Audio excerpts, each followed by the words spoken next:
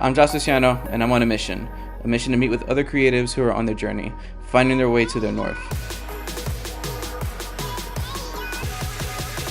This is Finding North.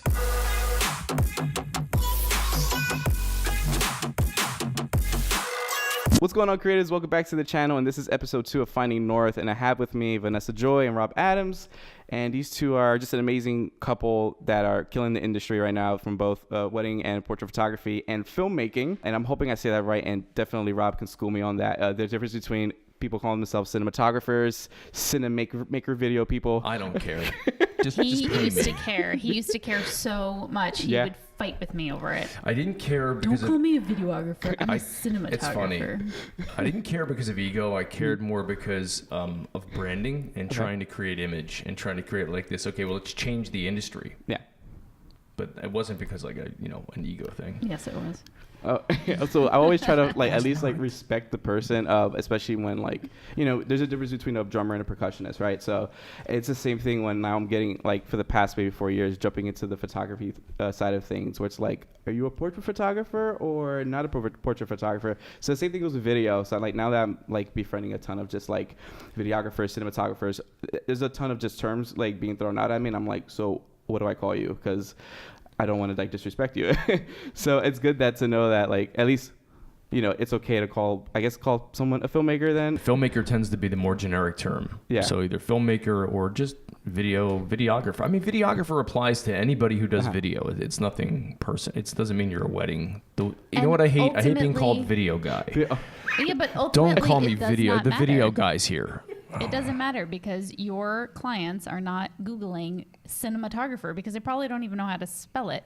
They're searching for wedding video in New York or wedding video NYC. That's true, yeah. So you know gotta think what? SEO. Be wedding video guy because that's what's going to come up on SEO. So they bring up sure. Yeah, I'm the video guy. Thank you. It's dang, no, I'm not a video guy. So thanks for bringing me over to your studio and checking out your space. One, it's awesome. I think the last time I was here, you guys were still in development stages and all that, and it was really cool just hanging out with you guys that night. And I was I'm super curious on how the space was going to turn out. And then I believe last summer, I think we mentioned earlier that you started shooting upstairs, and the space was done, and it looks great. And thanks, man. I always look forward to checking, especially your content of Vanessa, you shooting upstairs. It's pretty cool. Yeah, it's pretty fun. It's girly upstairs. It's girly, it's downstairs. It's this is more the man cave style, but this is functional space. You know, I didn't want it to be pretty down here. I just wanted it to be functional, and then have an element of industrial. Yeah. For the backdrop. And now it's just full of. There's so much crap in here. It's ridiculous. I would say for me, I guess this is my first kind of going into an actual studio space with stuff in it. It's pretty organized. I see all the rack of everything over there. It's everything's on wheels because I wanted everything to be modular, so it moves around. At least even temporary casters, and you could always put casters under things and then move them around. Yeah, and that helps a little bit, but I still have too much crap in here. I think coming this summer, I'm going to purge a lot of the stuff I don't use. Yeah.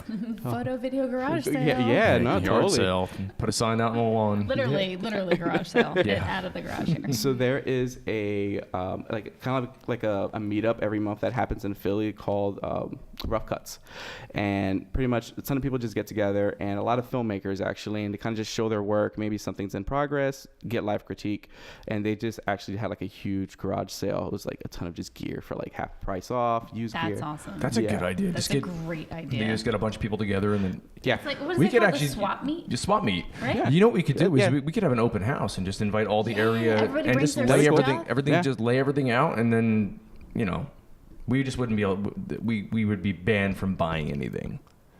I mean, I would be from buying anything. We'd be sell only, and all sales final. Yeah, no returns, no exchanges. So look at you guys as definitely heavy hitters in the wedding industry, even in the portrait side of things. But I guess just give a quick intro. Maybe tell me about your backstory, how you guys started, how you two met. Do you want to start this time? Yeah, that's not. Yeah, Vanessa did start the show. That's all. Well, so I'm Vanessa Joy, and I've been a wedding photographer for roughly 18 years, I guess now. And we met on a wedding. I was working for someone else when I first started, and Rob was working for someone else, and that's how we met. We met in a bride's bedroom. 2005. And then we were platonic for 5 years or so. And then in one night, he licked guacamole off my arm and just tongued me down in the parking lot. Nice. He's like, probably, yeah, that's about pretty much how it happened.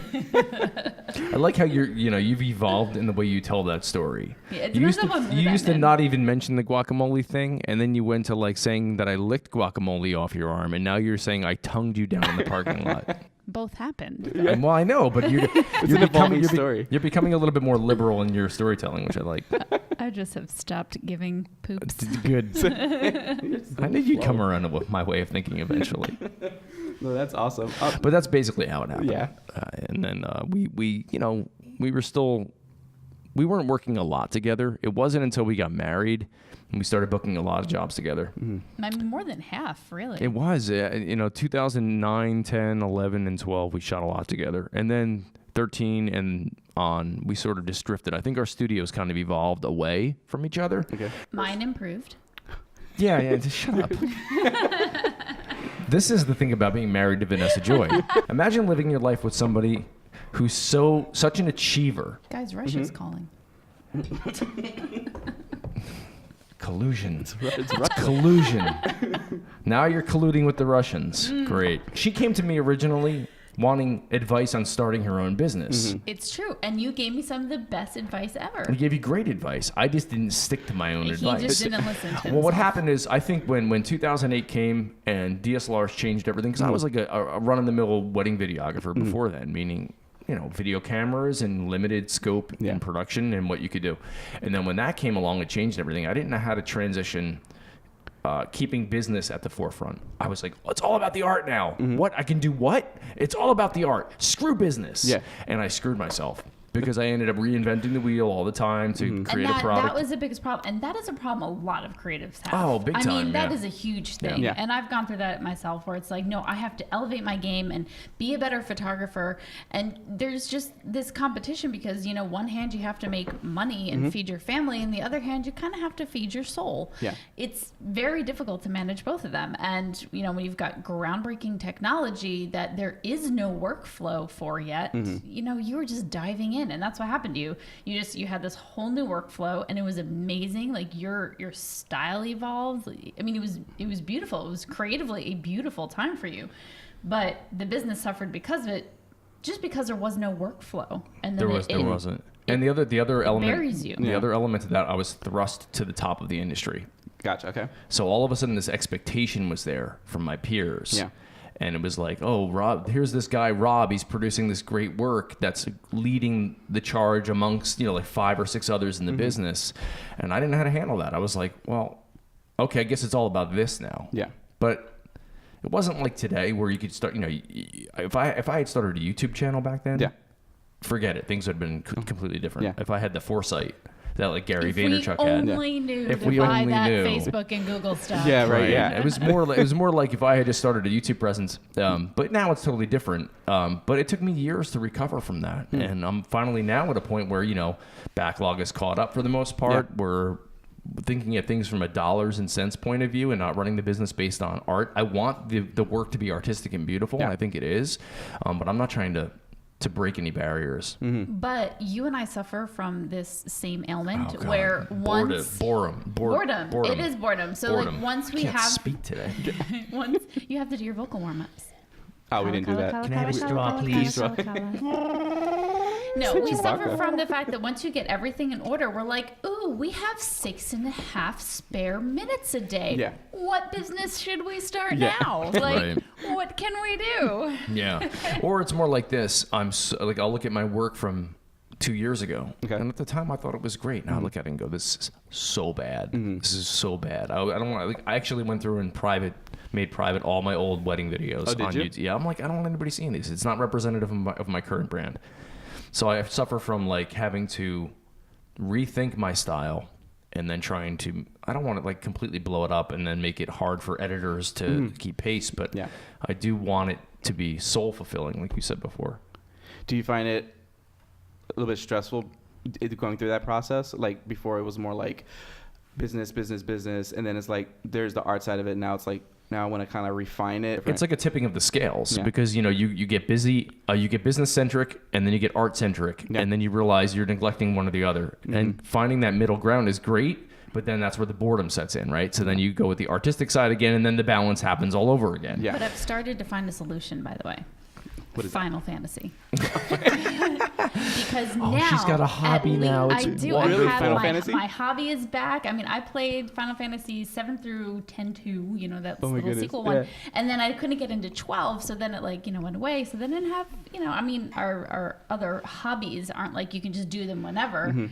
So now that's helpful because now I'm like, oh, I have free time. I can go play Final Fantasy, not start another business and, or just work too much on what you're currently doing. Yeah, I'm pissed. It's been 3 days. I haven't played Final Fantasy, though I played Dungeons and Dragons last night, and I feel like that's an okay It's an okay thing. Okay. Yeah, you don't understand. For her to have a hobby is completely new and foreign in our marriage. Her hobbies work. Her life is work. Yeah. And we have 2 kids, and the kids are life too. Yeah.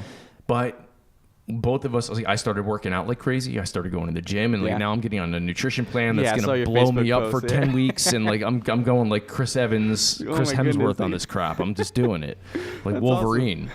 Awesome. But I'm surprised that Vanessa hasn't realized that she can do Twitch and make money off Twitch. I'm going to start streaming. Oh, don't worry. I already made an account. Oh my goodness. I did make an account. Because you're a hot chick playing video games. She's going to make so much money.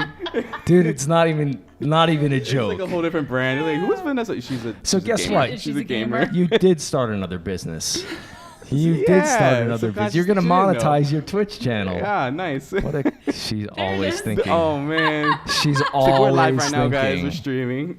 So you can follow me on Twitch. She's no dummy. What's your Twitch handle? At Vanessa Joy? It's probably at Vanessa Joy. Actually, I haven't really done anything with it. What did I make it? Vanessa Joy 16. Because nice. Vanessa Joy is already taken. That's awesome. And I have 2 views. I don't know on what because I didn't do anything. But That's awesim. What a great idea. That's funny. So I should just start streaming my gaming, right? Yeah, I think that'd be awesome. you could do a webcam, and then it superimposes it puts a webcam down in the bottom, like a picture. Oh, okay. Yeah, I can set you up. It's easy to do. Yeah, let's do You just do it on your laptop. You run. We've just created a new business, the guys. console. Right there. Can I dress Twitch. up as a different superhero? Yeah, every dude. If time you I cosplay, we're gonna get so many views. If you cosplay like Comic-Con. anime, we're talking big numbers. I'll be able to fold my business. So many streams of revenue going on around here. It's crazy. Yeah, that's that is that's how our goal. Hobbies die, right there. But do you see what just happened there? Yeah. We were so excited about her having this hobby that was unrelated to work, and it became work. Yep. But that's how easy it happens with us. Yeah. Like we don't, and we're not Gary Vaynerchuk level entrepreneurs. I mean, we do well. We have businesses that are successful, but we're not like aiming for millionaire status. Yeah. We're in the marathon, not a sprint for that. Yeah. So it's like, it's always, the businesses just sort of happen. It's not done with like this intentionality. It's sort of like, hey, here's an idea. Let's pursue this.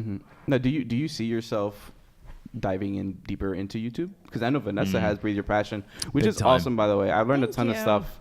I mean, although that's Adorama's. Yeah, that is. Yeah, that's not us. But it's like the segment itself, though. It's like also always like I think that's like the only show I watch though on Adorama. So it's like Breathe Your Passion, boom, right there, good. So do you see yourself though, like jumping into heavier into YouTube and like scaling? With that review that I just posted last night, which was awesome, and then thank you, and then also the podcasting stuff I'm starting to do again because I miss doing the podcasting. Yeah. I want to build my YouTube channel. Here's the thing though, I don't want it to overtake my business, and that's the I've worked really hard to get to the point where we're at now. I don't want to forsake that for doing something else. So it's kind of like it's going to be a slower process than I think it's going to be, unless I can, really get the weddings into high gear and not have to be so hands-on post-production wise. And that's the other problem is you and I don't half-ass anything. So if we're going to start doing something, we naturally just think of how to do it 110%.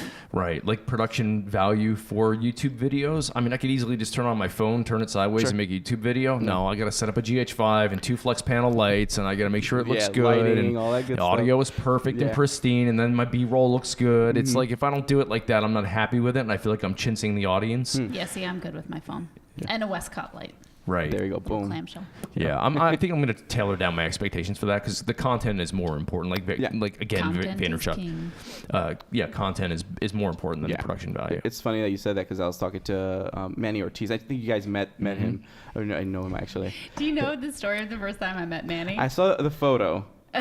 He posted the photos. I met these two guys, Vanessa Joy. I was like, "Oh, look at Vanessa." So what's the story then? So I'm flying back from some photo conference, and this guy comes up to me. He goes, "Hey, Vanessa, you don't know who I am. My name's Manny. I know you hate mirrorless cameras, but I shoot with mirrorless cameras." And I'm sitting there like, "What? I don't hate mirrorless camera. You're one of those people that read my article wrong again." But no, he's cool. Yeah, well, so we were talking the other day because I reached out to him because now that like the channel's growing and I'm just trying to think of the next milestone and how to balance that, which definitely want to get into as far as work-life balance. But we were talking about that, and I was saying like, does the production value go up, or am I splitting up the content in different categories, sub-categorizing them? Is that too much? And he's like, dude, at first I used to think that it was like heavy production. It's great if you can do that, but he was like, dude, I do my videos now with a GoPro, and like, I'm getting more hits off that. Oh, look at Casey Neistat. Oh, for sure. Casey uses like a point and shoot. Yeah. Well, I think he might have. I don't know. He changes it all the time. It was like GH5, ADD. Yeah, but he's using small, lightweight cameras and a lot of GoPro. And, it doesn't matter. Yeah. It's how it's put together and how it's delivered. Yeah. We're struggling with that right now. I'm editing a vlog for Vanessa for So that's a whole Bring Your Passion thing. Adorama wants to explore me posting about my life that's not necessarily just photography, just like what it's like. It's a mom, a business person. I travel the world, and it's a little day bit in the crazy. life kind of stuff, Yeah, and I'm like, I don't even know how to film this because I also want to live my life, and I don't feel like living it like this. Yeah. But I kind of have to. And I also, like, this is my purse. Yeah. The camera's not fitting in here. My phone doesn't even fit in here. My phone goes in my pocket, so I don't want to carry anything else. And we're trying to figure that out. I don't know. I still think you'd be better off with a selfie stick.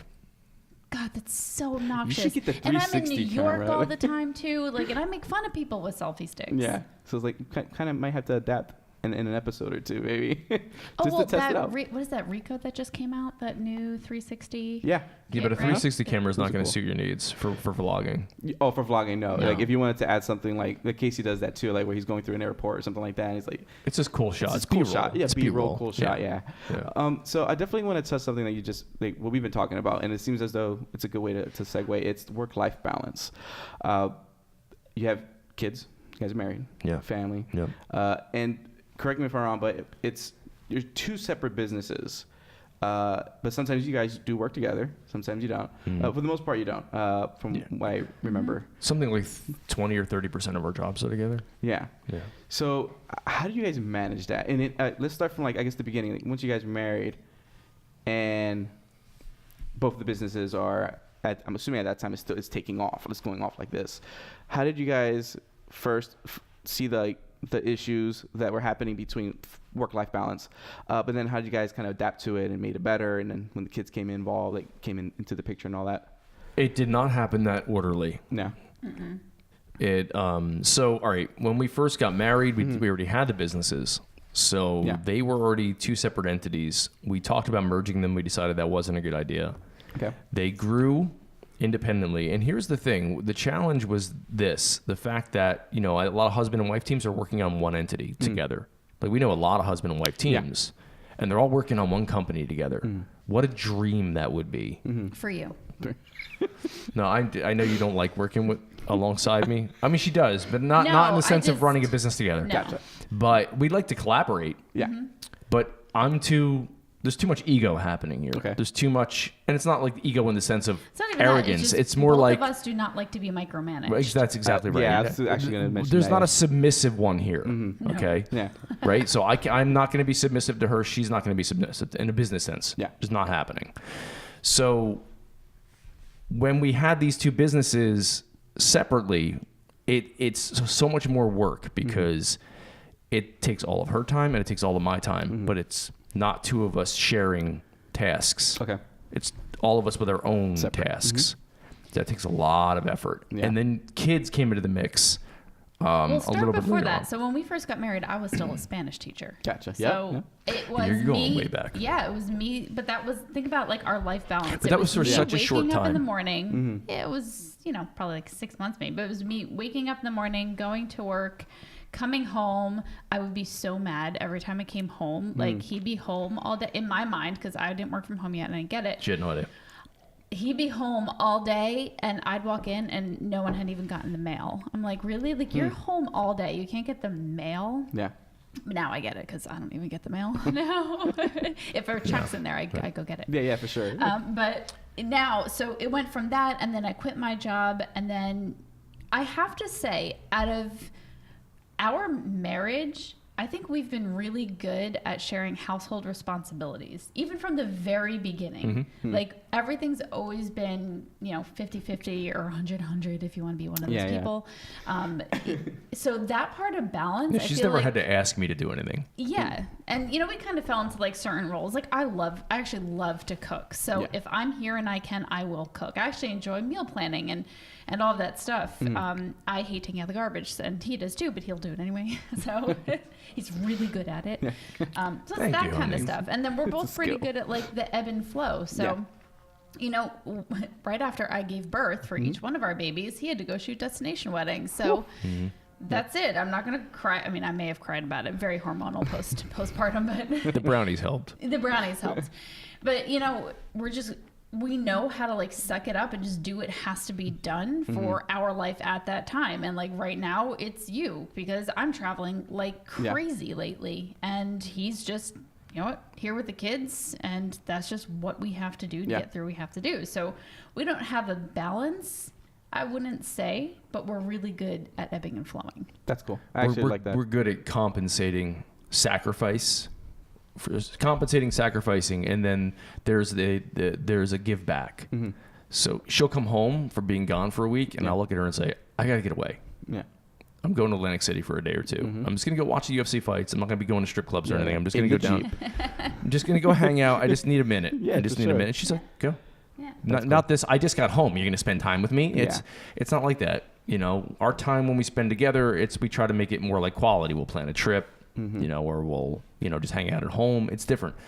But there's not like this, there's not this unrealistic expectation in the marriage because we understand each other's lives so much. I think if one of us was working a full-time job and one of us was running a business, it would be very difficult to reconcile the two because there'd be this expectation we wouldn't understand each other. Exactly, right. There's this understanding. I understand her life. She understands my life. Yeah. We share a life, but there's give and take. Gotcha. We're aware of that, and that creates a work-life balance, if you will. Yeah. But we always feel like it's chaos. You want to hear a funny story? Yeah. We thought we were taking a break. We planned a trip to Aruba in October. Okay. We said we're going to take the kids. We're going to bust out of here for a week, and we're going to go to Aruba, and we're going to sit and do nothing. He made me do an all-inclusive so I wouldn't cook, because a lot of times we'll travel and we'll get an Airbnb with the kitchen and I'll cook, and he's like, that's not a vacation. You're still doing things. I said, let's just get an all-inclusive, literally do nothing all day. Yeah. We cannot do nothing all day, first of all. And not only that, the kids, it was 24-hour, 7-day-a-week babysitting. Yeah. We have the luxury here. Work is actually like a vacation for us. We love our kids. Don't get me wrong. I love being with my kids. But when there's tasks and work to be done, if we didn't have the help that we do in our household, we do have live-in daycare. Yeah. It would be very difficult. So we look to work as kind of like, okay, now we can get things accomplished. When we were down in Aruba, it was stressful, more stressful than even being at home because we were trying to fill time, trying to just kill time between meals. Yeah. And the kids were really difficult to deal with. Yeah. They're young. Yeah. They're 4 and less than a year at the time. Yeah. It was really tough. So like we looked at each other and said, we're never doing that again. Never again. We're never going to Aruba all-inclusive ever again. We're just never going on vacation. Until the kids are a little bit older. Yeah, sure. But meanwhile, in a couple weeks afterwards, we go on technically a work trip where a friend of ours does Disney weddings. So we go to Florida, share an Airbnb with this other family with 2 kids. Do you know Joe Schweitzer? He works. No, I don't know. He's a cinematographer. Okay. He's just a beast. He's based out of St. Louis, but he's cornered the wedding video market at Disney. Really? Yeah. And he had us come down. We stayed in his 5-bedroom townhome. Yeah. We partially partially worked and partially played, and it was wonderful. And that we was had a way more great That was a good time. balance That there was for you so guys. much better. Yeah. It was great. So we've realized that we can't operate as a traditional family, meaning we work, come home, be with the kids, and then we go on these vacations to bust out of work. Work is enjoyable for us. We enjoy it. And I think I like that you said that we're just not that typical family. And I think, at least in my head, I grew up in a very typical family. My dad worked. He ended up owning his own business. My mom stayed at home, like homeschooled us, was like super involved. And so in my head, like, those are the expectations. That's what normal is. That's what you do. And you know what? Normal sucks. Normal's always sucked for us. So I think letting go of that expectation is like relieving. Expectations, I've found myself just in life recently realizing, like, why am I disappointed here? Like, this doesn't suck. Right. Oh, it's because I was thinking it would go some other way. But if I just let go of how I thought it would pan out and just enjoy it panning out, then great. Yeah. Then everyone's happy. And, you know, or maybe the other people who were expecting something else aren't happy, but that's not my problem. I feel like expectation robs you of what you could be enjoying if you just, you know, give in. I mean, life is a sacrifice in some places, and, you know, our life is not perfect. You know, we have a lot of things that we deal with on a daily basis, but it's our life. Yeah. And we enjoy what it's become. You know, it's I think that's awesome. I think wow, you guys said a lot. Because it's crazy because I think I'm in that boat though of trying to figure out not a perfect work-life balance. I'm just trying to balance. Had twins. Yeah, I know, they're awesome. You have premature twins. Yeah, premature twins. Oh my God. How you don't have all gray hair right now is beyond me. It's coming, don't worry. It would scare. I'm gonna start like checking my hair now just because Vanessa said that. You know, my dad worked a 9 to 5, had a side business. Didn't really see him as much until like maybe I was like 12, 13. I would go to his shop because his shop was like a block down from the house. My mom was raised very like, you need your degree to do something in life to be successful. Even to this day, she still asks me like, "Are you still gonna get your degree?" I'm like, "That's the definite no," because I worked my butt off as a designer. I did an apprenticeship, hustled for 3 years, and you're not in debt. And I'm not in debt. No student loans. So for the most part, I did the whole unusual. I did the whole going to school for my parents, which was a mistake. So I do have some debt. But we're working on, my wife and I, like following like Dave Ramsey, trying to get this thing rolling. Good for you, man. Trying to get it rolling. Good for and you. it's been a struggle, but going to now, like where we, you know, my wife and I, she's stay-at-home mom. That's a whole nother job in itself. I wish I could just pay her like millions of dollars just to like do what she's doing. And you know, now that I'm doing 9 to 5 there, I could be doing more weddings. I choose not to do as many weddings because I want to also focus on the YouTube channel, because eventually I would love to partner with brands and build that another source of income. Assisting Vanessa taught me a lot. It's like the first like couple of times I was just like, okay, there's so much to do and so much to learn, and finding that balance of doing all that, which is probably why I decided to like not do as many, maybe 10 weddings a year. That way I can spend a lot of times on the weekends, because obviously there's this whole thing on YouTube where creating content in itself can be drastic and can be stressful at the same time. So trying to do that, trying to wake up like at 5 in the morning and do stuff, and it's I'm still working on that. And that like I mentioned before, like the whole work-life balance is never going to be perfect. It's never going to be fully balanced. There's always going to be, you need to adapt to certain situations. There's always a different season. I look up to you guys a lot because you guys have 2 businesses. You guys are running 2 businesses and doing a lot of stuff. It's actually 4. 4. Whoa. Okay, we're doing 4 now. Oh, it's yeah. 3, but Three? yes. 3? Oh, you know, you're right. 3. Okay, so sorry. So we the 3, recently so folded one. Photography, right? Wedding portrait photography.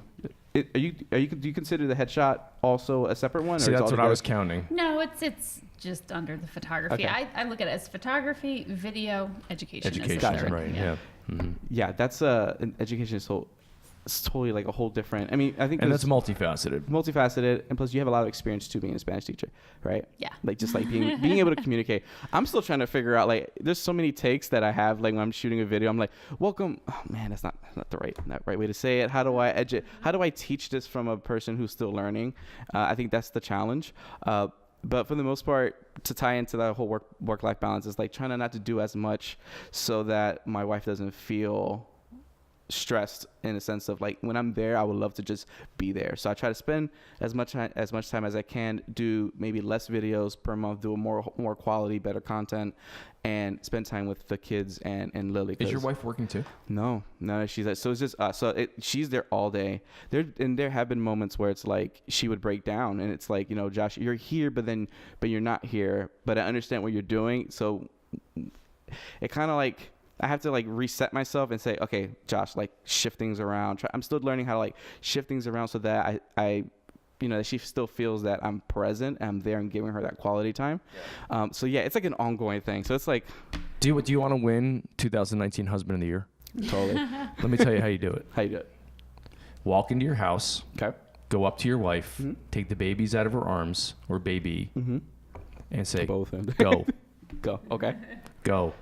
Get out of here. Yeah. I'll see you tomorrow.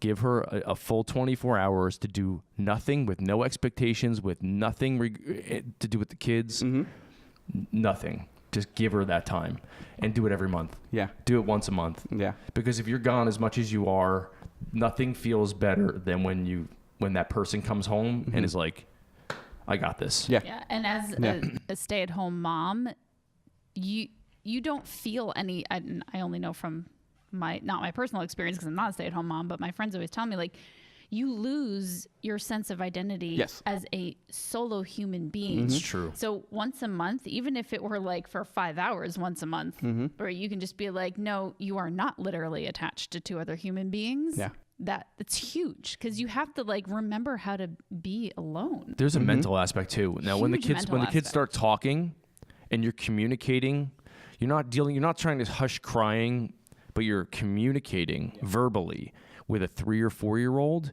Your brain does this thing where you start to become a 3 or 4 year old. Like you have to, you get dumb. It's no joke. No, seriously. Like if I spend a weekend with the kids and I'm just dealing with my daughter who's daddy, daddy, daddy, daddy, daddy, daddy, daddy, daddy, daddy, daddy. And everything is just talking to, and I don't try to talk down to her. Yeah. I get down on her level and I talk to her. Yeah. Right? After when Monday comes, I'm like, I need to go be somewhere and talk to adults. Gotcha. So you can kind of like reshift your focus, like you're just everything. Yeah, and the problem is you have to. So I call it high level and low level thinking. Mm-hmm. And when you're constantly even going back and forth repeatedly, going from high level thinking to low level thinking to high level thinking, it's very difficult on the brain. That's what I find the most difficult. It's so hard to do. Yeah. And they say, I've been reading a lot of like dad experience where they say it gets a little worse and they get like 6 or 7, and then you just have to be like proud and bored at the same time.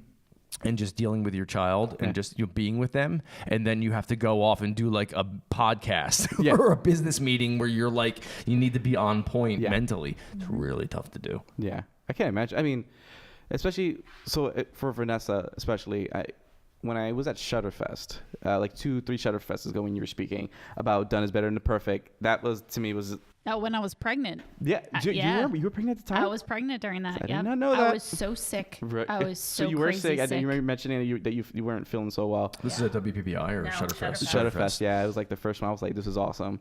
First time meeting Sal, I was like nervous wreck. I was like, hey, what's up, Sal? Like, how you doing? Didn't even look at his eyes. Couldn't even look at him. Because, you meet these people that one on YouTube and like they're in this kind of like this different level, and you're meeting them in person. It's like it just feels different. I can be in front of musicians. People, man. This is the weird thing though. I can like be in front of musicians that like I'm like one degree away from like meeting like Jill Scott and stuff like that, and I'm cool with it because I'm so used to that. But when it comes to the photography side, like there's so many people that are like just awesome. Like do you have like a mental shift when it comes from being on stage to then meeting people to then doing a whole ton of headshots to then doing interviews? I'm pretty sure like your headspace needs to change a little bit, like when you're in those different types of.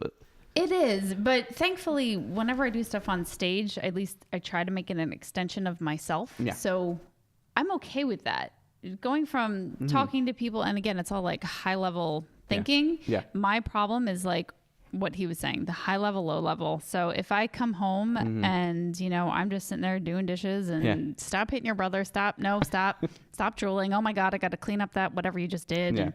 And then, I have a phone call with some, Canon executive where I have to sound like a half intelligent human being. Like that's what I have the most trouble with.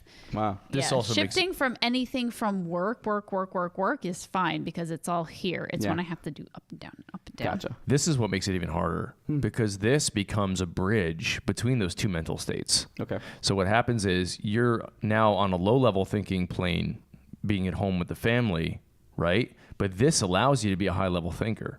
Yeah. Okay. So the dopamine release, the attraction is, wow, I don't have to sit here and be bored and think on this low level. I can just be here. But what happens is you end up staring at this, neglecting this. Yeah. And that's a really tough thing. We struggle with that in our household. Both of us, we're both really bad at that. Yeah, and then the kids get mad. They do. They get My mad son, when we pick up the phone. Yeah. 16 Really? months old, when I pick up the phone, he goes, Oh my goodness, really? Yep. Wow. Because Yep. they see that, they understand. Yeah. Yeah.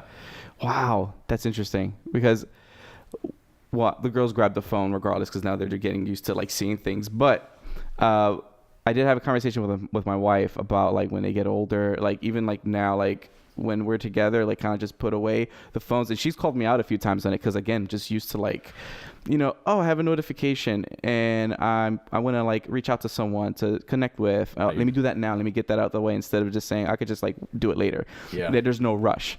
And Lily will call me out on it. She'll be like, Josh, you're on your phone. I'm like, sorry. Like, What's funny, what I do with her is I start a timer in my head. When I see her pick up her phone, she's like this.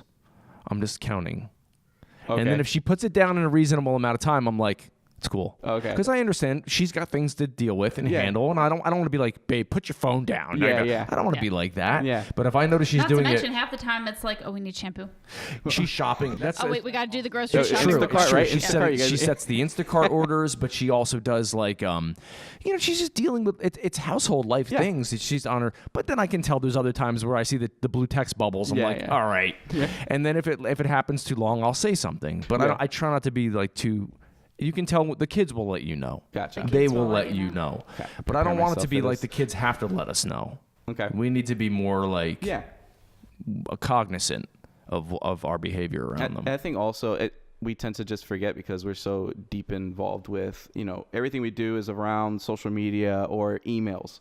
And since we're so used to doing it on our phones, it's like, it's just an easy access to do what you need to get done instead of being in front of a computer that you'll just forget like, oh, it's family time. This needs to get put away. I'm definitely going to take what you guys are saying into like my own actions. Cause one thing I don't want to happen is that whether or not the YouTube stuff blows up and I'm doing more full-time work and I'm transitioning to full-time, that it doesn't become fun anymore. And granted, there's the business side of things where it's not going to be so fun. It's not always fun. And it's it comes with the territory, but I don't want it to be so bored or stressful that I'm doing this, but I know I feel like I don't want them to feel neglected, right? So that's been my thing. I never want Lily or the kids to feel neglected or anything like that. Just the other day, came home from work. I put my bag down. I just went straight, sanitized my hands, grabbed one of the girls. And then one of the girls, Briella, just looked at me and just started crying. First time ever. Aww. And I was like, whoa, this is new. And I think because she just woke up, too. She came out of her nap. So she's, I think, like kind of a little groggy, whatever. But, I picked her up again, and then she started to cry and look at Lily. And I was like, do my kids not like me? I was like, they go through phases. Lily was like, are you going to cry? I was like, I don't know. I don't know if I'm going to cry. Because I know, one, she just woke up, and Lily's like, that's their champion, right? It's Lily's like the champion. So, now I was like, okay, I think I need to spend Don't worry. More girls, time. Listen, girls that's- will gravitate towards you. Like, you are Felicity's hero, and Judah definitely loves me a little bit more, even though when I'm gone. So I think it's He does. Yeah. And so there's, don't worry, they'll come around. there's also phases of that. Yeah. Lissy, she went through this phase when she really started to be a conversationalist. Yeah. And she'd say something in the room, and I'd go, "Oh, honey, that's nice." She goes, "I wasn't talking to you." Talking to mom. Daddy, I'm talking to mommy. Then there's times where it's like, mommy can't tuck her in at night. Daddy has to be the one to tuck her in at night. Wow. Okay. Yeah. So they go through these phases, and don't worry about it. So going from working, doing a ton of stuff, especially traveling. I'm really interested in seeing what you guys do for like mental health, physical health, something that I have been struggling with for the past, literally since we got married. I noticed like I packed on, I think like 25 pounds since I got married. It's easy to do. And then I was like, no, Lily, we're going to be like the ultimate fit couple. Like, you know, the kids come, we're still going to focus. And, you know, I trained for a year or two while we were married, and fell off. And now I'm back in this mental state of like, I really need to, one, be as healthy as I can be. One, not just for myself. Now being in front of a camera, you look at things differently, right? So I'm like, what's going on? Why do I look like that? What is that? Yeah, my wife's like, well, you've been gaining weight. And I'm like, well, you're so true. You've always been saying that. So it's easy to do though, man. Yeah. It's really easy to do. And now it's like, well, I want to live longer, right? Yeah. I mean, I always want to live long, but now it's like we have the girls. I want to be like 94 years old and like a cool 94-year-old dude, you know, or something like that. So what do you guys do? Or have you reached a point where you noticed that you fell off a little bit? I know, Vanessa, you're into like yoga. I know into like eating healthy, and I'm pretty sure you do the little cheat meals though as well. I mean, I've seen heck yeah. I mean, I work for the cookies. The cookies, the chocolate chip cookies. So what do you guys do? For me, and we kind of have different philosophies about this. Like, he wants to get in shape. He's like, not drinking wine, not having this, not having that. And for me, I have a balance with that. I love to eat. Yeah. Don't tell me what I can eat, what I can't eat. Like, I will choose that and pay whatever consequences. That being said, you know, coming off my second kid, I gained more weight with that one than the other one. And I wasn't happy with myself. Okay. So I work out now much more than I used to. And I actually do a lot of weightlifting. I haven't done yoga in longer than I'd like to admit, but weightlifting I've really enjoyed, and I've seen the biggest body change, and I've been able to eat more of what I want.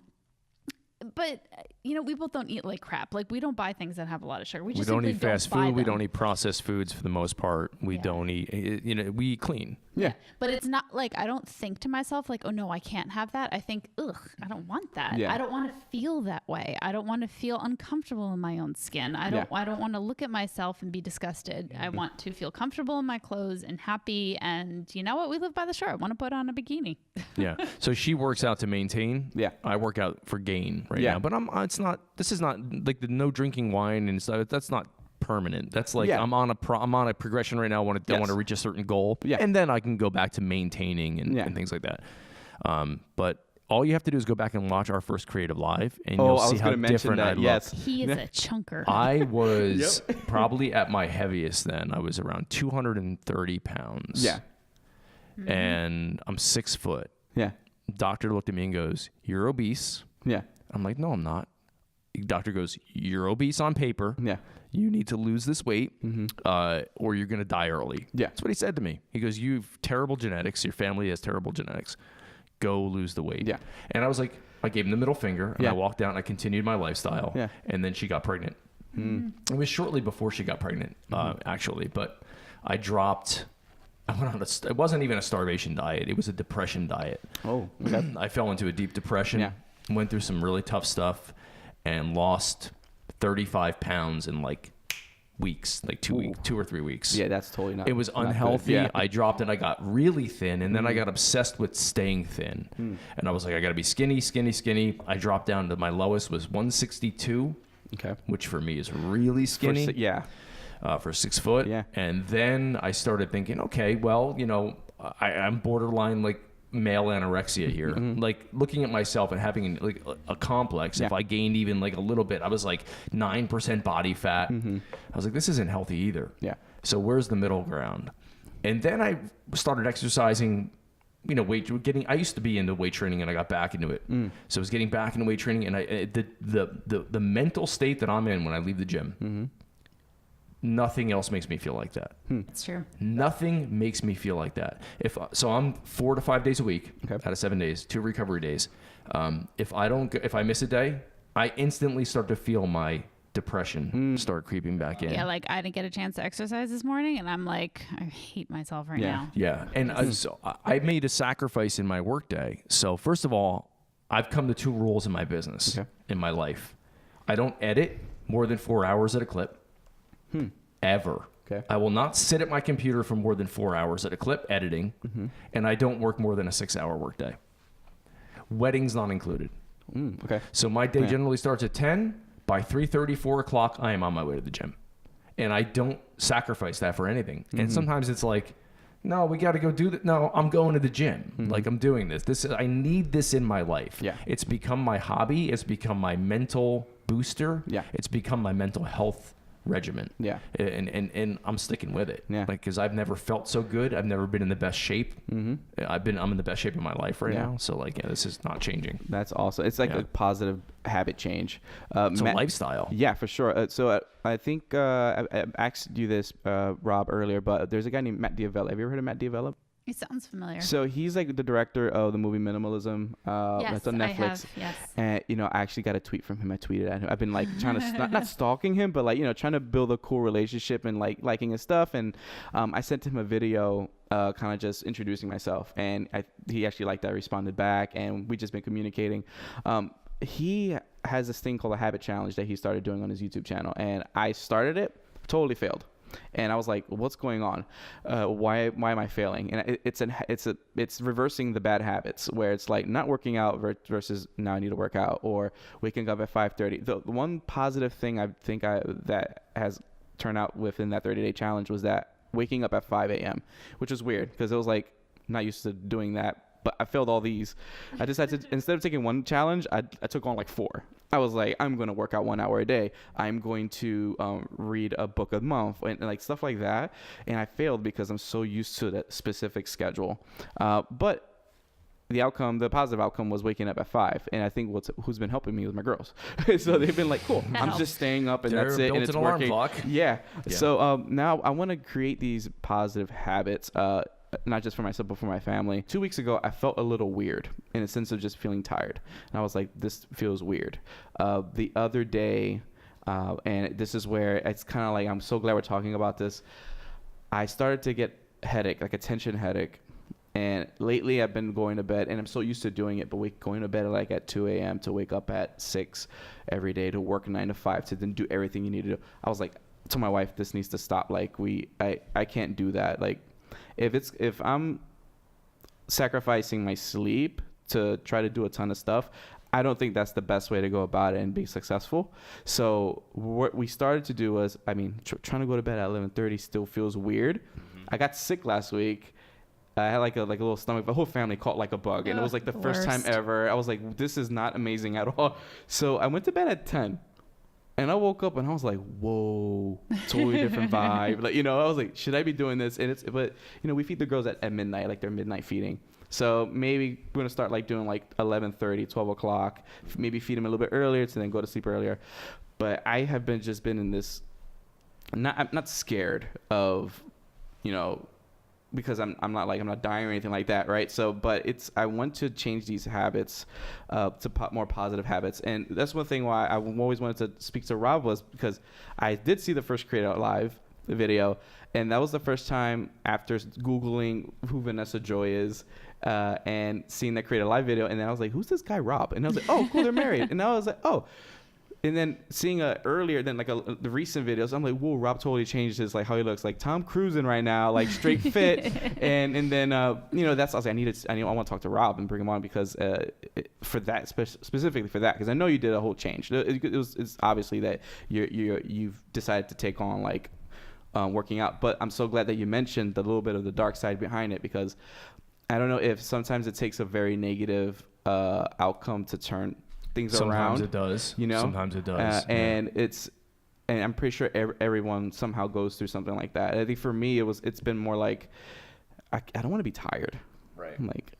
The other day I was supposed to film a video. It was like 11 at night. I was like, I don't want to do it. And I struggled. And my wife's like, why don't you want to do it? Right. And I was like, I feel tired. Like if I'm at a point where I'm saying I feel tired, for me, that's like, I'm reaching a point where it's like, I don't want to look tired. I don't want to try to force myself to feel like I'm energetic or anything like that. I think that's your body trying to tell you something. Yeah. Totally. And it's hard trying to go to sleep things when you want to be doing something else. So now I'm like, you know what? I'm just gonna. If I'm not gonna film, wasn't gonna film tonight. I'm just gonna sleep. Just go ahead and sleep. But now we're working on trying to figure out a regimen, which is cool because I know you guys mentioned Instacart. So. That in itself, it can be time consuming going out to groceries. So now it's like, all right, Lily, so let's have more time, one with us, but then we can, we don't have to do much activity, having to take the girls out, put them in the car and all that stuff. So now it's more like going in and doing online shopping, online grocery shopping and all that stuff, which helps us with time and all that. And trying to just trying to go to bed early. I don't know. It does. And you know, the whole Instacart thing for me, it reduced our grocery bill because there's no spontaneous shopping anymore. There's no smelling something and having to put it in your cart. Yeah, no impulse buys. Yeah, no impulse buys. Lily loves it. And it's easier to control like how you're eating when you're not looking at the Cheetos. Right. Yeah, totally. So the eating habits, changing that will definitely change your life. Just eating cleaner will change your life. Your body will get used to processing food that is really good for it and not filtering out. Your body works hard to filter out things that it doesn't want. Yeah. So the key is to give it things it does want, not things it doesn't want. And then in terms of like your work-life balance, meaning like your working hours, when I said before, I only work a 6-hour day, that's my work day. Yeah. At night, if I feel like it after the kids go to bed, I'll go back to work. Okay. And I'll play Final Fantasy. Yeah, a lot of times I've already poured the wine. I am not going back to work. And that's great. And I used to do that too, but I'd be sitting on the couch next to her watching TV, like drinking wine, going, I feel good. I could be out like doing something right now. So I'll come out here and I'll work in the studio. I'll work on the studio, like improving it, or I'm always copying footage or backing things up. I'll find something to do for an hour or two, and then I go to bed. So I feel accomplished when I put my head down. It's like I did have an 8-hour day. It was just broken up into 2 parts, and and that works for me. And I feel healthy because I got my workout in the middle of the day. I'm eating right. Yeah. Well, in reference to like the creative process and running a business, multiple businesses, and where do you find time to like get your fix on just creativity? That's really interesting. And I think I would love to hear both sides, because I noticed that, especially with assisting Vanessa in a wedding, I found, at least observing, that was really interesting, where when we're doing like the shots, the more like the lit up shots, the more like the iconic shots for them, I saw like you were just like super like into it. Okay, the light here, go over there, boom, boom. We're getting it right. And I'm just like, okay, turn it to the left. I'm like, okay, cool. Like, do you find like in wedding, especially when you're shooting a wedding, is there a moment where you're like, I just want to get super creative in this little, let me get a little fix, instead of like the whole regimen of just like bride prep, groom prep. Right. Yeah. I mean, my creative fix when it comes to my wedding clients right now, and this changes. Yeah. I am falling in love with them, and that makes me fall in love with what I'm doing for them. So right now, the creativity in me is just capturing the moments where I can see who they are, if that makes sense. But as far as creativity in general, that's something I've been suffering with lately. So I actually have started experimenting with relearning film. I haven't actually done anything yet, but it looks like I have found my medium. Cool. And I'm going to try to make tintypes. Which, if you don't know what a tintype is, it's I believe the second photographic process ever invented. Okay. Where you use a large format camera. You need a ton of light. You're basically exposing a piece of coated aluminum, coated in chemicals, and it's the equivalent of ISO 1. Wow. So but it's really cool, and you have to develop it, and you see it develop first into a negative, and then you put it in the fixer, and it develops into a positive, and it's just... That's cool. It's the coolest thing, and it brings me back to when I was... I learned on film, and I was in a darkroom, and it was the darkroom that I love more than anything else. Really? And now that just doesn't exist for me. So I've been experimenting and thinking like, what can I do to get that back? And I think that's what I'm going to do. I just have to place that order for all those expensive things. That's awesome. So are you planning on building out a separate room, or are you doing the more like in the bag kind of film process that you could do kind of portable, where you can kind of take out with the tintypes? Yeah. I believe you can do like a darkroom box type thing. I'm still like super new at it. It's just something that I think I want to pursue, and it's portable. You don't have to like set up a spot for it as much as you do with darkroom and having to be in the red light and all that. Yeah. I just picked up actually, my uncle passed down from him and my dad's friend that passed away like 15 years ago, these 2 film cameras, and I'm like, okay, I never shot this before, and I noticed a coworker that has like a Leica. I'm like, hey, you shoot film, don't you? So check this out. He's like, this is actually, it works. So I went to a local camera store, webcam in Philly, and they gave me a roll of film, and I've only shot maybe like 5 shots, because I'm like, okay, I only have like 12, 15 shots in here. I need to make sure that whatever I'm going to shoot, it's going to be epic. So I shot my girls, and it's there still. I still have like maybe 10 shots left. I'm like, I don't know when I should be shooting, because I really want and I guess this is all like a learning process. 'Cause I'm still trying to at first it was like weird. I was like, wait, where's the dials? Like, okay, well, there's a meter in there. Okay, cool. So, I've been slowly dabbling into like the film camera stuff. Not the developing process to me is really interesting. I've never experienced it. I might have to actually go to maybe a film store somewhere and just kind of like go through that process. It's pretty great. It's crazy because like you're creating something, right? So you took a photo now, and it's tangible. Yeah, like the I think that's what makes it awesome. The tangible part of photography, I love. That's what I love, and it's non-existent. I don't consider holding a mouse tangible. Is that why? Well, I see. I know you get a kick off like with Prince, right? Designing the albums. I think it's because you do have like some really cool, super awesome albums that you've designed, and I guess that's where is there a link to that where it's like you instead of just taking a photo and giving them a gallery online, it's like you'd rather give them something tangible that they can. 100%. Yeah. Because they're going to look at it so many more times than they're going to look at anything else, and their children aren't even going to know what a USB drive is. Yeah. So it does, that I know is going to last, and that tells a complete story much better than a whole bunch of files. Yeah. A whole bunch of thumbnails. Yeah. What about you, Rep? So, weddings are not. I don't feel like they're creative for me anymore. I feel like on a wedding, I can do a creative job. I don't sit there and get giddy over it. Artsy. I'm happy when I get back in the studio and I have great stuff to work with, and I can put together a nice teaser. Like I just worked this past weekend on a wedding. The lighting was just amazing everywhere we went. It was great. It was exciting to do. That doesn't fulfill me though. So for me, being a radio guy years ago, this is what I like. Your voice is amazing, by the way. I don't. It's not even about my voice. I miss I had a talk show, and I loved the feeling of just letting it all out and having a conversation, and then sculpting that conversation, and now with the visual added aspect to it, it makes it full circle for me because I get to play with video and audio and be a conversationalist and engage in topical discussion. Yeah. This is what I'm trying to like. If I could get my business to be completely automated to the point where I could spend time doing other things, I would be doing more of this. Yeah. And here's the thing, and creating YouTube content too, because I really enjoyed putting that review together. That review was amazing, by the way. I've never done a gear review in my life. Never did a gear review in my life. It. I was like, this is cool. I like doing this. But for me, like creatively, visually, and video wise, I did a corporate shoot not too long ago for a food service company. Okay. And we just went in the kitchen and we killed all the house lights and we just lit vegetables and we shot them at 180 frames per second. Oh, wow. And we just bounced them onto a wet cutting board.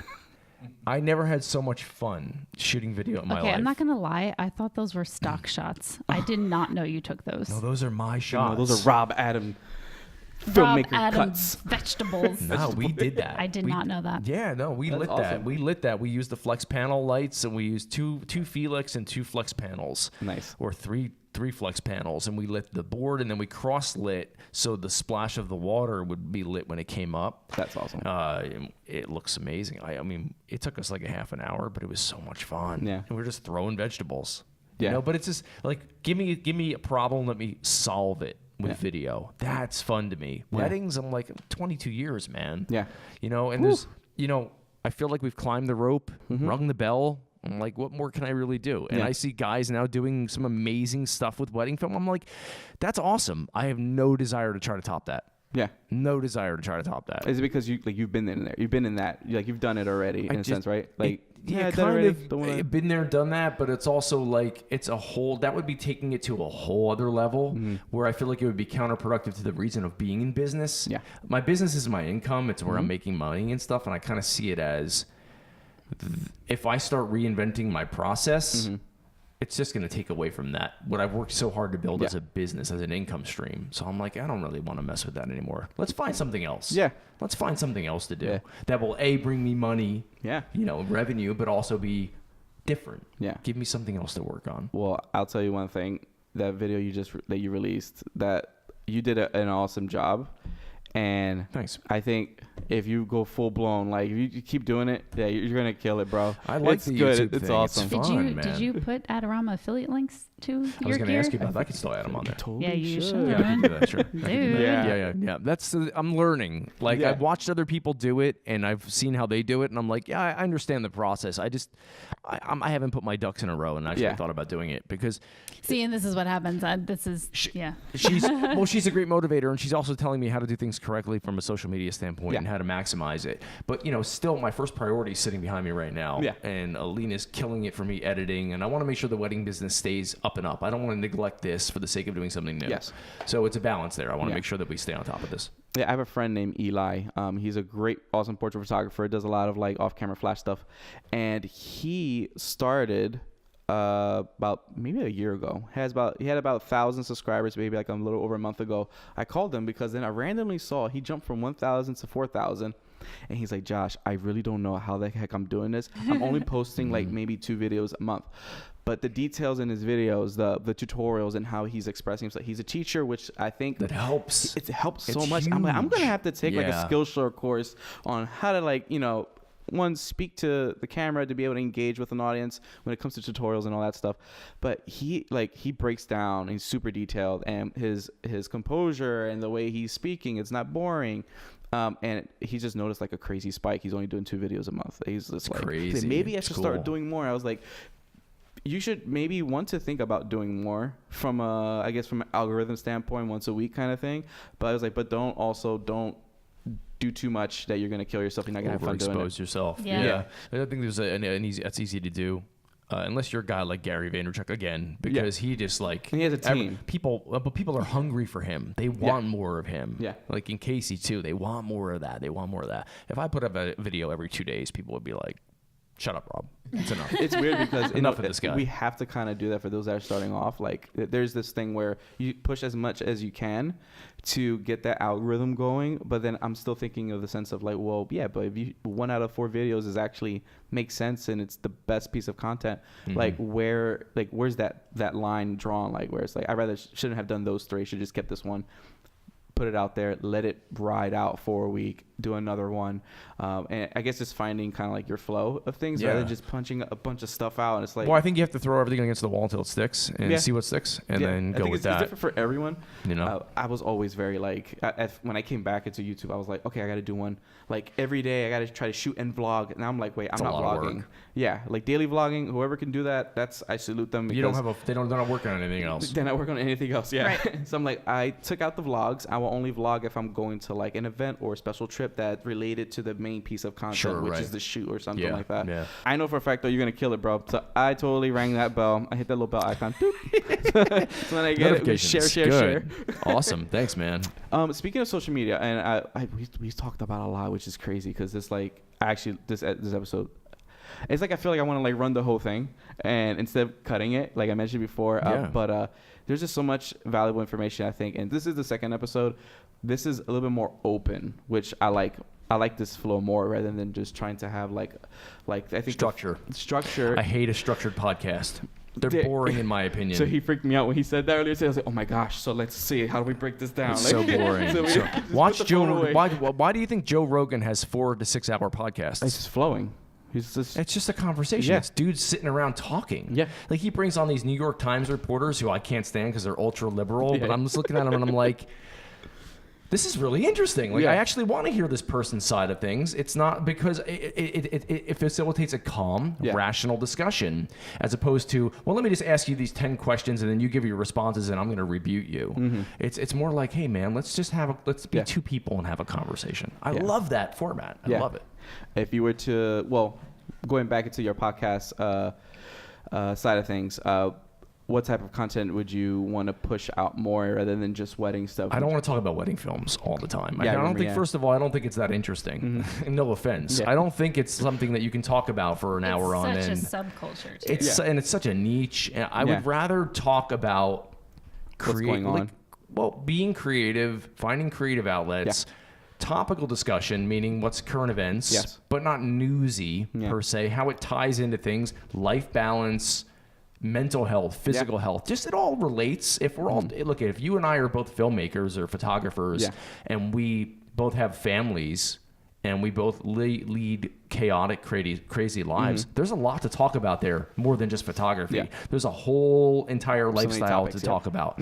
We can talk about how day to day, what are the challenges we face, what are the things we deal with. That's the kind of stuff I want to talk about. Yeah. If I were to do like a podcast type of situation going on here, I mean, I like the vibe. I love this type of style of like just engaging with someone. I probably would not want to touch the political stuff. And the only reason is that even though like I have my views and all that, but there's so many people that they just know so much. Like what's it? Did you ever heard David Crowder? David Crowder. He's like he's a comedian, but he's like super political. Steven Crowder. Yeah. David Crowder's actually an artist. No, I know. He's a bandman. He's a singer. Yeah. Sorry. No, Steven Crowder. Shout out to David Crowder. Yeah. But anyway, Steven Crowder. I've been watching all his stuff, and it's just like, if I were to even bring up a topic, I wouldn't even know how to Well, he's a master. He is a master arguer. Yeah. So when you're a stand-up comic, you have to know what you're talking about. You have to be witty. You have to understand how to engage with people and rebut and deal with hecklers and all that stuff. He was always great at that. Yeah. And politically speaking, he knows his stuff. He's very factually informed, and he has his opinions, and he knows how to lay out his arguments, and he knows how to rebut arguments, and that's what makes him amazing at what he does. And his mug club is amazing, what he has.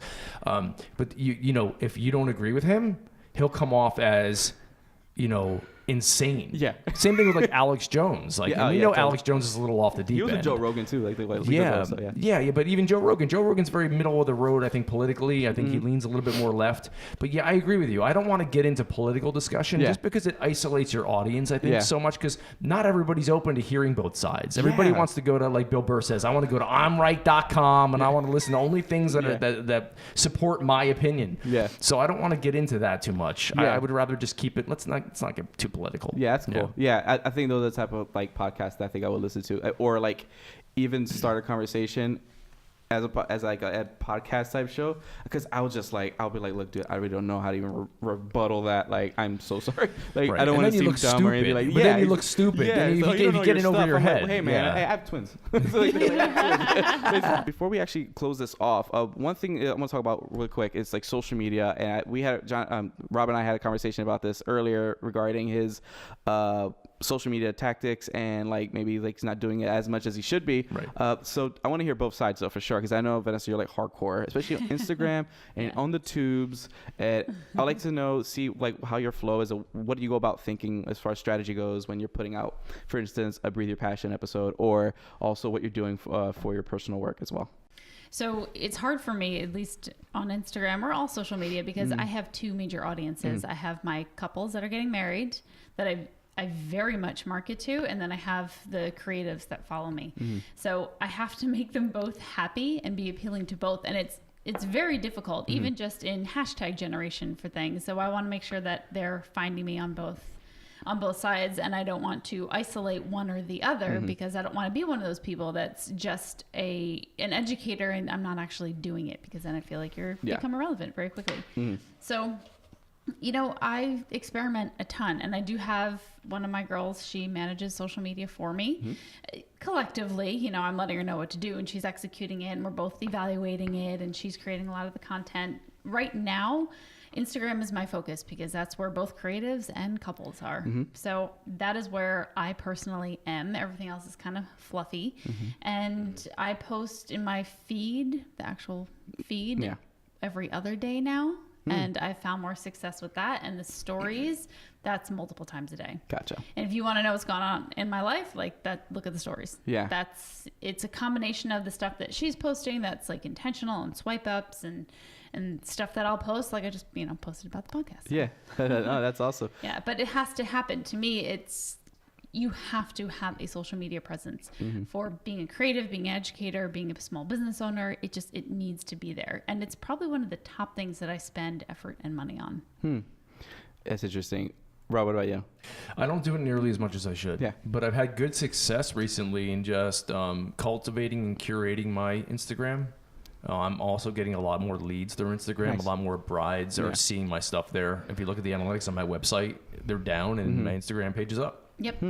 People don't go to websites nearly as much anymore. No, and I've kind of just turned my Instagram into my website. Cool. And I I like stories. I just don't have the presence of mind throughout my day to do them too much. I've gotten better. I think I've gotten much better doing them. I think last week you were posting a lot more. I was like, yeah. look at Rob. If I feel that like in the moment, like, oh, this would make a good story, because I don't like to post. I don't take food pictures. I don't. I really try not to like do stupid things because I know what I go right past on. Yeah. So I try to post things that I think would be interesting and compelling and relevant. But, some days I just go a whole day and I'm just into something and I don't think about it and I don't post anything. So, Is there a point where, going back to what Vanessa mentioned also, and it applies to both of you, spending now marketing dollars within Instagram and even like YouTube or, because people do ads on YouTube, so have you found yourself, especially Vanessa, the past maybe couple of years or maybe years, so when you diving heavy into Instagram, like, are you spending versus I'm not spending money on ads anywhere. Awesome. So that's cool. Maybe it's because I suck at it. I don't know. I think I'm okay at it as far as placing them, but I just don't find the return on investment there as much as I do in the organic reach. And I think that's only natural because everyone is so bombarded with advertisements, we tune it out. I don't even care if you click on it. When you click on it half the time, you're still not trusting it because you know that you clicked on something that was paid. When you find a way to reach people organically, that's how there's a trust that's built there. There's, they feel like they discovered you versus you were throwing yourself at them. So I've tried YouTube pre-roll ads. I've tried Facebook. I've tried Instagram. I've tried magazines. I do actually purchase wedding wire. And I have found a good return on that. So that one I like. But as far as social media, it is all organic. So when I say I pay money for it, I mean, I'm paying the person that's creating whatever creating, the girl that runs it, that posts it. I do pay a company that does a lot of liking for me based on hashtags. Oh, cool. Yeah, which some people think is unethical. For me, I feel like it's somebody that's essentially pre-vetting the things I look at. So this is going to sound really funny. So they do a lot of the liking for me. They do some commenting, and I will go look on, like, I have access to like other accounts, so I'll go look on the notifications, but on the following side, you can see what other people like, and I follow myself on the other account, and I go look at the things that I liked, but it's really the company that liked it, and I go through and look at it, and it's, for me, it's just like they've pre-vetted these posts for me, and that's how I look at stuff. A friend of mine uses something called like Liker or something like that, where he's grown his Instagram from like, it was like he started like with like 2,000, now he's at like 12, and him and I had that conversation where he's not purchasing bots or anything like that. It's you have someone literally going in there and vetting, and I don't know if you have the choice to choose the type of comment or anything like that. Or you can. Right? You can and I narrow it down by location, demographic, that's hashtags. Awesome. That's a great tactic. It's relevant people. They're just going through the bother of looking and sorting through it all, and then I see it. I think my experience with using Facebook ads, at least, I've had some success. I've booked a few weddings with that. I'm not at a point where I can dish out thousands and thousands of dollars in that. So I'm like, I'm going to just try to grow organically through Instagram. Just recently, I tested out Instagram for my YouTube channel and doing like a little teaser clip of what the video is about. I had some really cool engagement there, but I don't think I'm going to do that because I really want to like, I think I'm going to use me advertising what's coming up in my YouTube channel through stories, not on the feed, because at the end of the day, it's like portrait photography stuff. So I want that to be clean. So I'm like, okay, I need to balance this all out so that it's not just like, because if I do have a client or maybe an agency, a modeling agency in Philly that wants to look at my stuff, they can go to my website because I have it all set up. But more than likely they're going to go to Instagram, and I don't want them to see a video clip here, portrait, headshot, and mix it up. So now it's like I'm trying to clean. That's how I feel. Everything in my feed is just wedding. Like that's portfolio, and then your stories is marketing. Like your stories is promotion. Lets you save it. So that's nice. Yeah, especially for so I have two accounts where I have like the wedding photographer's Instagram and then the portrait YouTube. So I try to separate it, but I find it more interesting that I am getting more leads through Instagram, hashtag location posts instead of doing ads, because I don't want it to feel as though, and I know some YouTubers have done it when they first started off, they did it through Facebook ads and they're promoting video. That's cool if you can do it, but I just want people. I want like if I have 4,000, 5,000 subscribers, that those subscribers are legit subscribers, that they're not a bot or they're like someone that's just doing it just because. I want them to really just like join the journey and just be there, because you know, from a business standpoint, it's more authentic. Exactly. And I mean, now I think people are so wise, especially on Instagram, to the people that have bought followers or bought likes or views, because you can buy followers, you can buy likes, you can buy comments, you can buy views on videos. Yeah. The most fun thing for me is when I see these people that have 120,000 followers and then they go live. Yeah. And there's only 7 people on their live. It's like, girl, you are buying everything. Yeah. And that's sad. That sucks. Because ultimately they're just hurting themselves. Yeah. Because you are buying things that are not going to give you a return on anything except your ego. That's it. Yeah, it's weird. It's a self-gratification to get like a like. You know, for some people, they're like, I need to have this like, or I need to post this. I need this certain amount of comments to feel awesome or something like that. Now, Rob, will you, especially for your YouTube channel, are you going to create something separate for your YouTube channel through Instagram? Or are you going to do... No, I'm going to do it under my current account, because I've got like almost 2,000 subscribers, I think, which is not a lot. But I think that the Rob Adams Films name, you know, I've always done everything under it, so I'm not going to try to... Well, that's not true, because I had the We Be Rolling thing for a while. No, I'm just going to stick with what I have. That's cool. I don't think there's any reason to start a whole new channel and then try to build it from the ground up. Yeah. I just don't feel the need to do that. And I'm in a very weird place right now, because I was going to branch out into producing like educational content to sell, and then we've sort of backed off of that. Oh, really? Okay. Just because we wanted to focus more on her audience and what they want. And then this whole thing of me just doing the YouTube stuff now is me just exploring the waters a little bit, but I'm getting really good reaction from it. So I'm just going to put things out and just see how it goes and just flow it out. But I'm not going to like try to start a whole new venture. Gotcha. You know, I'm just going to roll out more content. People keep telling me, dude, more content, more content. It's that jab, left jab, hook jab, situation. hook. But he's right. I mean, the content, putting it out is important. Yeah. So I'm gonna and instead of just putting out, doing a lot of Instagram lives and all that kind of stuff, because I don't have a huge audience. I just want to like put out content that will do residual views over time. Yeah. And see how it goes. So just as a side note though, but you have a pretty awesome space. You ever thought about maybe hosting like a creative live type of thing situation where you guys are doing it through your own platform? We've thought about it. We even tried to do it a little bit with some of like the live streaming stuff that we've done from here, but it's hard to make it lucrative. Yeah. And I'd rather do that next. The thing is, if you look at the Creative Live model, it's on the downslope. Well, it kind of, yeah. Oh, really? They let go of 80 people. Yeah. The Creative Live thing is not. But if you do it for something individuals, then maybe. Maybe. Yeah. I mean, because I know there are others in our industry that do something similar, and they're doing pretty well with it. Yeah.